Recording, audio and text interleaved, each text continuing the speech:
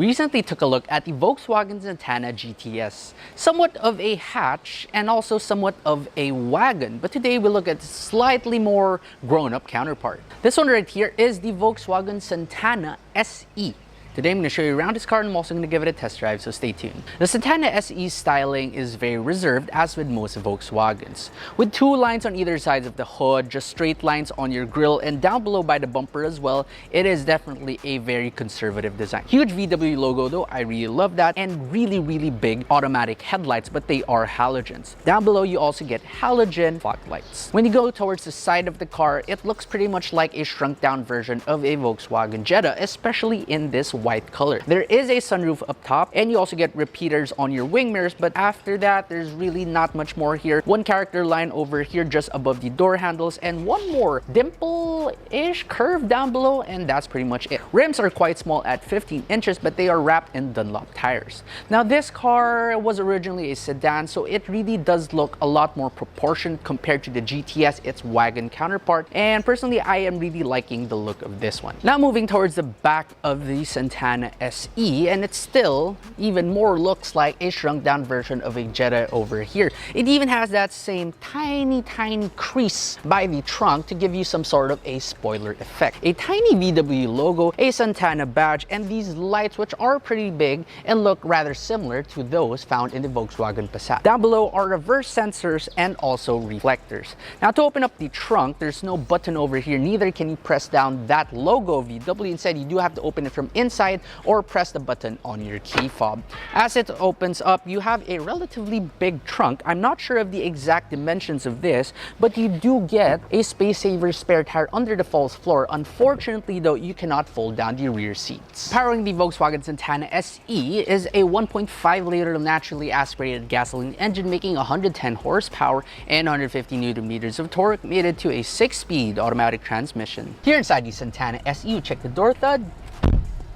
Sounds pretty good. Now the interior of this car is definitely a little bit more grown up compared to its wagon counterpart, the GTS. For example, instead of getting full carbon fiber trim here on the dashboard, you get this beige, brown, silver, whatever trim. It still looks nice, and personally I do like it more. Everything else is rather similar, so your dashboard up top, that's hard-touch plastic, but very durable feeling. And here on the side, unfortunately there are things that this car can improve. For example, the door handle, they tend to creak, and the center armrest with that ratchet mechanism, it's supposed to lock like this, but if you put a little bit of pressure, yeah, it goes down like that. It's not supposed to do it. Steering wheel is made out of urethane. You can tilt it, but you can't telescope it. A rather simple instrument cluster, but at least it's easy to read, and also a tiny screen in the middle.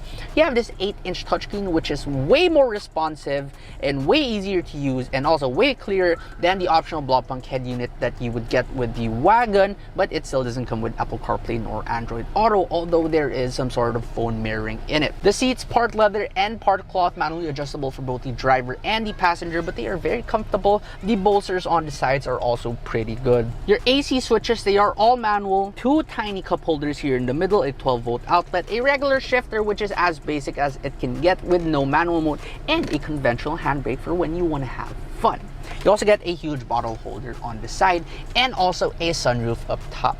In terms of features, this car does get ABS, ESP, then you also get TPMS and auto stop start, plus front dual airbags and side airbags. Now here at the back, door thud check. Sounds way better than the front, and just sounds really good. Now the back seats of this car, let's compare it to the Volkswagen Jetta, its slightly older brother, and they're actually rather similar. The only difference is that I find that you have a little bit less thigh support, but compared to this car's other competitors, subcompact sedans, it actually is way more comfortable here at the back. Not only do you get a little bit more thigh support than those cars, but the seat bolsterings and the shape, the ergonomics is just generally way better. Huge bottle holder on the side and one map pocket on the passenger side, but that is pretty much it. No other toys back here, including the lack of a center armrest. Now this car is also relatively narrow, so seating 3 people abreast isn't exactly the best.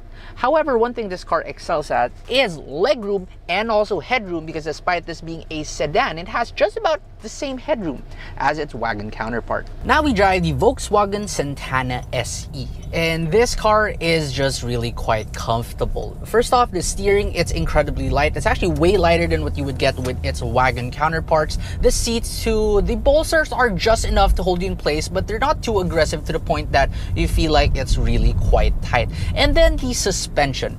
Now, despite this car having a relatively short wheelbase, it really isn't too choppy. The ride isn't too choppy, even if there are pretty bad roads that you have to go through. And even if you go through a lot of really high speed bumps, it really is pretty good. What this car isn't too great in is power, because even if you put it into the S mode, yeah, it's a little bit lacking. It does sound good though, but for city trips, it's fine. When you do go up over to the highway and you want to overtake a lot, yeah, that will kind of struggle. And the transmission, while it's relatively snappy, it doesn't really exactly know when exactly to downshift. So there are times that you will find yourself having to mash the throttle a little bit more to squeeze more power out of this 1.5 liter engine. One thing this car does excel in is noise, vibration, and harshness. So noise-wise, unless you're going at highway speeds, it's relatively subdued. However, at highway speeds though, there is a significant amount of road noise, like tire noise, but wind noise is well subdued. Vibrations, really not much despite having a small engine. And then harshness, as mentioned earlier, it deals with the speed bumps and potholes relatively well.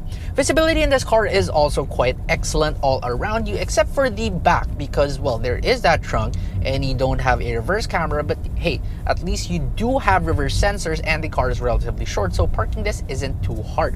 Fuel economy in the city, you can do around 7.5 to 8 kilometers per liter. Let's pick it at around 8. And then over at the highway, you can do around 22.5 kilometers per liter. While the steering is a lot lighter than its wagon counterparts, one thing that they didn't really skimp out on is the handling of this car, because this car handles relatively well, especially for a car this size. It feels way more connected to the road. It feels a little bit more direct. So if you're looking for that subcompact sedan that handles a little bit better, then this is one of the cars on the better side of the subcompact sedan handling list.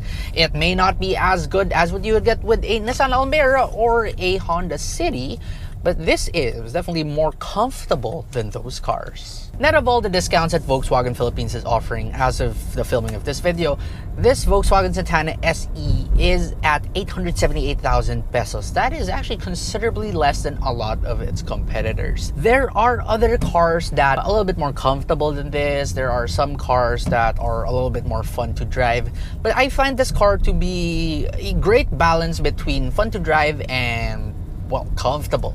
This car simply has the DNA that only German marques or German cars have. There might be some parts that could be improved, especially in the interior, but overall it still is a pretty good car. So if you're looking for one of those subcompact sedans that is, again, a great compromise between handling, fun to drive, and also comfort, then the Volkswagen Santana SE is one of those cars that you should put on your short list.